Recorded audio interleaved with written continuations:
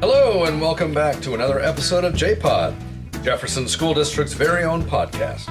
I'm your host, Superintendent Brad Capener, and I'm joined by my two co-hosts, as always, Chris Shaw and Becca Mallory. Hello and good morning. How are you guys? Good morning. Good morning. We're doing pretty well. It's been a challenging first couple of weeks back in our department, but we're doing good. Yeah, good. It's been busy, and we're going to talk about that today. Before we get there, I just wanted to remind our listeners that this podcast is designed to strengthen the connection between our community and our schools. We talk about events coming up, we describe programs so that you're well aware of how they function, and we interview students and teachers regarding various topics. So we're excited about this year because we've been just sitting here planning about all the different topics we want to cover, and I think it's going to be a podcast that people are going to want to tune into on a weekly basis. Agreed. Today, I am talking to my co-hosts because they do other things around here other than podcasts. Who would have thought? Right? Chris Shaw is our technology director, and Becca Mallory is our communications specialist, but also our tech support person as well. So they team together and work on technology. And they do much around the district that is integral to our schools, and we're going to get into that today. I thought it'd be good to talk with them and see what they've been working on because, their school year started, a long time ago, like early August. Well, Chris has never ended, but yes. Never ended. Yeah, Becca came on in early August. So school starts after Labor Day, but there's a whole host of things happening to make sure school can start after Labor Day. So today we're going to kind of get into that. So anyway, glad to have you here, guys, as always, both as co-hosts and as the subjects today of our conversation. Let's begin with you, Chris. Yes. Would you mind sharing with our listeners how long you've been our technology director and just a little bit about yourself so they can get to know who you are a little bit? Sure. I've been the technology director here at Jefferson for about 5 years, and I've worked as a technology director for school districts for getting close to 10 years now. 5 years here and then 4 years back in Texas at a small school district there. Before I worked in school districts, I worked a variety of technology and business-related jobs, mostly in the insurance industry. So I ran insurance funds and then did all the actuarial analysis and data analysis for insurance companies. So there isn't a spreadsheet I can't tackle. Exciting, riveting stuff, let me tell you. It sounds like it. I'm riveted. So, but schools, it drew you. I mean, you were drawn to working with school district. Why? Absolutely. So I've worked in the corporate environment. I've worked in the nonprofit environment. My parents were teachers. There you go. And so I'd had experience with schools and school districts before, and then ended up finding this job as a technology director. I was in South Texas at the time, and went and started working there, and I really liked the pace. The job environment is really nice. And it does get crazy, but stress levels are a lot different in schools than they are in the corporate world. Oh, really? Yeah. And so, most of the time something breaks down and it's important to get it fixed, but you aren't losing millions of dollars every minute it's not fixed. Right. Yeah, so. And I also feel like it's a roller coaster in the tech field where, like, you have times where it's really chaotic and stressful, but then you know that, like, you're going to come down at some point and it'll calm down and things will be a little quiet and then you'll hit another roller coaster bump. And so it's not like high intensity all the time. We know that there's going to be a break at some point. So we're in that high intensity season. Oh, yes. Mm-hmm. We're still going up the hill a little bit. I don't think we've quite hit the peak. Yeah, I'm not ready to raise my arms up and start screaming. But I am, but not for that reason. So why? What is going on in August and early September that is making it just super stressful or just, taking up all of your time? So over the summer, we replaced our entire network, we replaced our entire website, and we replaced our entire student information system. Ooh. And so those are our three major changes that we did to the school over the summer. And so I had to manage planning out, doing a website, doing the network, and then doing our student information system and getting all of that ready over the summer so that when kids come back, everything was up and going. Mm-hmm. And so we are at the first week that school's back. And so this is where we're finding all the little things that this is broken, this is not working right, now that everybody's on the system using it. And so it's like fires everywhere. And so you're grabbing your fire extinguisher, running to this one, being like, okay, we got this one fixed. Like whack-a-mole. Whack-a-mole. Yeah. That's a good analogy. Yeah, I think out of the three projects... Except for I kind of feel like the mole. Yeah, that's true. I think out of the three projects, the website's the least big of a headache right now. It was a big headache over the summer and especially going into ending last year, setting up the layout, because the website had it hadn't been updated in a very, very long time. And so when the company that housed our website got bought out by someone else, we could have gone the easy route and just said, yeah, just transfer everything over the way that it is and change the overall look. Right. But we figured this was our opportunity to clean it up and to really solidify it down to where people can find something in 3 clicks, 4 clicks maximum. That was our big goal. It was huge. Yeah. and it's so worth it because we get a lot of compliments on it, and I think it is a lot easier to use this year. But it was a lot of grunt work in the beginning, and it needed to be done because if we didn't do it while we had the opportunity, it would have never been done. Right. You should have seen our office at the end of the school year last year because there are these huge sheets of paper all over the wall and all these maps drawing. You go to this site, and then what are you clicking on to get to here, and how do we reduce that? I am a very visual person, and so I told Chris, I hope you don't mind, I'm going to turn this door into our map. And I just did a lot of papers and sticky notes, and we just mapped it out and then rearranged it to how we wanted it to go. And what's information that doesn't need to be on there anymore, what's information that we have to house on the main page versus a side page. It's a lot of background work, and but it worked out really well. I'm really enjoying this conversation because when you go on our website, everyone's like, oh, that looks nice, but they have no idea all the work that goes into building something like that, right? Yes. Hours and hours. Hours. Yeah. Well, thank you so much for all that. So what you improved upon had been improved upon from what we had 6 years ago, right? When I got here. It was basically just a page holder with some information on it, and it wasn't useful at all. And we turned it into something that's really useful, but then that kind of got outdated, and now we have something that's even more evolved and should hopefully help our community even better. Right. In the previous iteration of the website, it was like, how do we collect all the information so that it's available? And so the design of it was very much thought of it's a filing cabinet. Right. So you go down to this drawer, you go across to this file, and there you find what you need. And so it was very structured like that, but it became just really difficult to find anything that you wanted if you didn't already know where it was. Right. I mean, there were times when people would ask me, how do you find this on the website? And I was like, I don't know. Which then felt really silly. It's like you're the one who helps run the website, and yet you don't know where it's at. It's it's a little complicated. Give me an hour, I'll get back to you. Right. Or a couple days, knowing our line of work. Well, as we were deconstructing the old website to redesign it, I was coming across pages that I created. I was like, I don't think I've seen this page since I created it.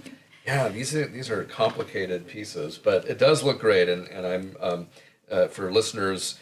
Get on our website if you haven't, and there's a nice search feature there. If you can't find something within a click or two, put it in the search engine and see if you can find it. It should come up. And if not, then give us your feedback, because we need to, that's how we improve it, right? Is Absolutely. we get feedback. Yeah, we know it's great, but it definitely isn't perfect. So there's always room for improvement. Well, And we find things like that all the time where someone will say, hey, we did find it eventually, but that's not how we think about that item. And so it helps us put it in a different frame of reference from the outsider's perspective.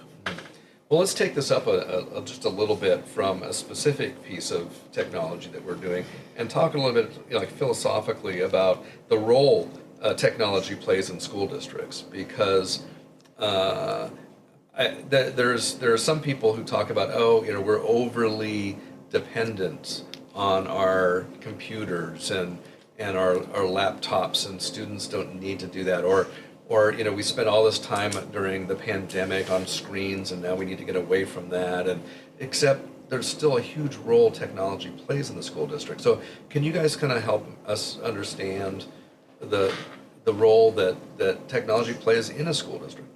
Sure. So technology is very important, especially from the standpoint of the world is changing so much. Yeah. And, really what we're educating for is not the jobs that are out there today. It's the jobs that haven't even been created yet. Correct. And there are people who, when I was a kid and I was playing PC games all the time on a 486 computer, they're like, you're wasting your time. Well, a lot of my friends who were doing the same thing went on to have lucrative careers at Microsoft because they became game developers and stuff in jobs that weren't even out there yet. Sure. Like when I first went to college, you had two choices if you wanted to study computers, and that was computer engineering or computer programming.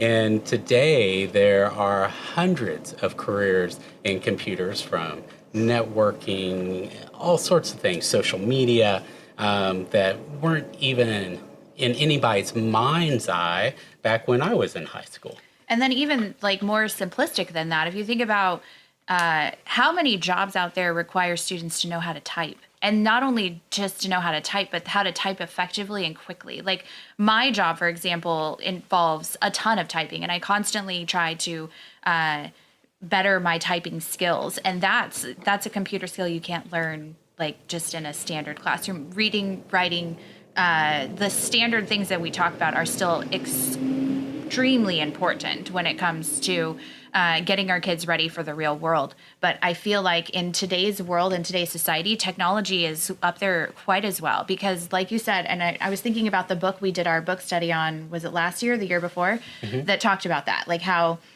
technology has become a massive piece of our workforce. And there are tons of jobs that involve either creating with technology or using technology in your job. And if we don't teach the kids how to use those skills, then we're not actually preparing them for a real world application. Well, even in communication, because, you may not be working with people in the same office, same state, or even the same part of the country. You might be collaborating online, sharing online documents, Yep. Doing online meetings together to create projects. Yeah. Pre-pandemic, when I was at my previous school, one of the things I was really proud of is I had these film students, and we used to do film competitions together. One year, one of the girls got sick, and everyone got sick, and we have a week to do this film competition. And so we were trying to do script writing sessions. And so we literally used Google Meets, everybody connected. They'd use shared documents and wrote out a script and worked online together. And that was 2 years before the pandemic. And so that's the kind of collaboration corporations want to be able to see. Yeah. So those are good skills to have. Yeah. This is great. There's just a couple things of what you're talking about. First, the keyboarding, the typing. One of I think the best skills I learned in high school was typing, because I took that into college and back when there were typewriters, and lugging this big typewriter around to my school. So that was What a way to date yourself. I know, right? Totally. But now kids learn how to keyboard somehow. I mean, they just, are we teaching that in class at all? There's typing.com and other typing games that are typically taught at elementary level that help teach them key locations and how to use them. And they are starting that at elementary level. I love that. Even if it's, 30 minutes a week or 10 minutes a day or whatever it is that they're doing it. But we do get notifications about typing.com all the time. Great. From That's really teachers. good. Yeah. So I'm going to date myself again. The just when you're talking about your computer class, my first computer class in college, they didn't have computers. So I took an entire semester and I never sat at a computer ever. We just read a book and memorized RAM and ROM and all that. It was the most boring Oh my gosh. class I had ever seen. The first time I received, I got a computer, I had a job, and they threw me in front of a computer and expected that I would just know how to use it, and I had never been in front of a computer before. So, Oh my gosh. so yeah, I'm dating myself. So, but going on to something else you just said, where would we be during that pandemic of 2020 when we all had to go online? And I just have to tell listeners, we were fortunate. It was Chris who came to me, but this is before the pandemic, and said we really need to go one-to-one, meaning we need every student to have a computer. And I was like, yeah, absolutely we do. And so we budgeted for it, we did it, and we had them delivered, and all of a sudden, bam, Hey, everybody needs one right now. yeah, and we all had to go online. And one of the things that Jefferson, I'm really proud of, is that we were able to basically go online, get some hotspots, some for Wi-Fi, for those families who needed it, and then we got our teachers. There was only like one or two teachers that was using Google Classroom, and we got every single teacher on to have an online platform to learn how to use it and to actually teach in 2 weeks, 3 weeks? Oh, it was crazy how fast we were able to do that. Yeah. Yeah. I mean, I think a lot of us don't want to talk about that time, we just want to get it in the rearview mirror because it was so, unpleasant. But at the same time, I mean, Jefferson School District really did thrive at that time, related to technology. Yeah, we stepped and it not up. only that, but teacher computers. The first thing I did when I got here was I came to you and said, these teachers are on these super old desktops and they really need more modern technology. Yes. And so when the pandemic happened, every teacher already had a laptop that was ready to go. Wow. That's, and we don't think about that, but the role technology plays is so huge. And we could talk about this for lots of different episodes because there's computer safety and how do we make sure that the bad players out there aren't trying to get into our computers, and how do we monitor our students and how they use it and get them help when we can tell they need help. And teach them how to be safe on the computer as well. Yeah. Well, and then on being safe, it's also how to search for good quality information. Right, not just accepting Wikipedia for everything. Right. or just, there's so much social media out there, and people are listening to things and then going, oh, that's true. And then they advance it as if it's true, except it's just something that somebody put on a post somewhere. Right. And they're not checking. And so how to do that, how to look at information and how to balance that with I have to teach my daughter that all the time when she's writing papers in school. It's like, here's what a quality source looks like, and here's how you find them. Yeah. Right. So, those are a whole other episodes we could talk about. I think that's going to basically wrap us up for today. And I wanted to thank you guys for a really interesting conversation. And, Jefferson School District is extremely lucky to have you both doing this work. I can't tell you how much work they've been able to do, but it's also, all the fixing the problems, right? And, Chris, you were just talking about rolling out Synergy this week and how many little glitches there were with the system talking to other systems. Correct. And how you're, currently trying to fix those so that so teachers can do their jobs. Yeah, so. Synergy's been our biggest headaches. But it's going to be wonderful and it's going to work great. It's just getting through the mud right now. Yep. Yes. Yeah. So anyway, hey, Listeners, thank you for joining us again this week, and we hope you continue to tune in every Friday. And thank you, guys, co-hosts, and we'll have a nice weekend. Thank you very much. See you next time. Bye. Bye.